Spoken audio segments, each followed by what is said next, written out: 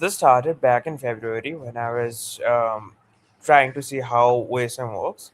So I dug up CBSE circulars and found out the URL which was being used for the OSM portal.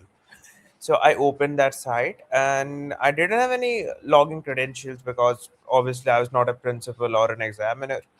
I started reading the code which is available to me. It is known as the front end code, the code which you get in your browser, and it was like a 10,000 line long of JS bundle, like raw JS code wrapped up in one file. It is very hard to read. So I just used a search tool to go through the code and find out the logic which is being used for username and password processing and how OTPs are being processed. And then I found out that there's a password encoded in the code which is not encrypted, not hashed, not obfuscated. It's in clear plain text.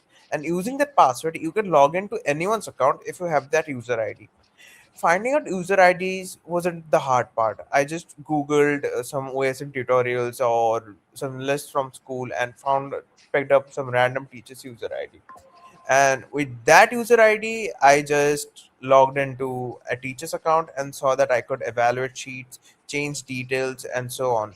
And during that time, looked around the dashboard to see how it is working, and saw that there are several other vulnerabilities like IDER, broken access control, and so on. Fast forward to that, CBSE denied these allegations and said that this was a test site and all.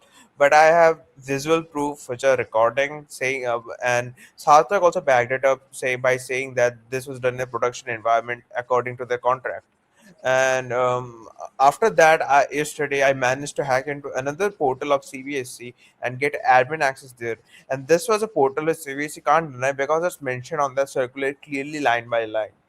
And line to line, I was able to hack into that portal. I reported it to the certain CBSC and Ministry of Education.